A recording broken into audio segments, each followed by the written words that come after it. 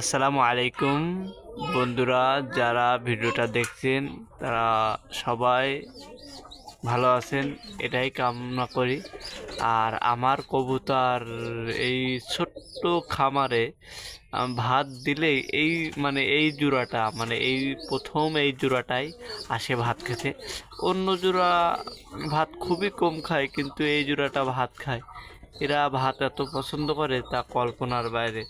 যেমন আমরা বাঙালিরা মানুষ জাতিরা ভাত ছাড়া যেমন বাঁচি না, তাও এরাও সেই প্রকারে হয়ে যেতে আমার খামারে আমার খুব ভালো লাগে। আর আপনারা দেখতে পাচ্ছেন ওই দিকে আর একটা কবুতর আছে, ওখানে ভুট্টা আছে, গম আছে, তাই খুঁটে খুঁটে খাচ্ছে। আর আমি আরও দেখাবো।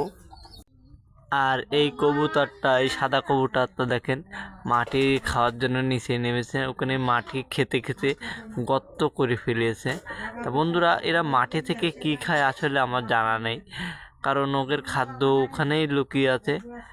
এটাই ওরা বোঝে। যেমন আমাদের খাদ্য কি খেতে ভালোবাসি, কখন কোনটা খেতে হবে, আমার যেটা প্রয়োজন সেটা কিনে আনি, তেমনভাবে ওরা কখন কোনটা খেতে হবে, কি দরকার, ওরা খুঁজে খুঁজে খায়। এটাই বাস্তব। আর দেখেন ওই একটা পিছনে কবুতরটা, ওখানে আমার জানা মতে খাদ্য বলে কিছুই নেই, অথচ সে সেখান থেকে কী খাচ্ছে তা কল্পনার বাইরে।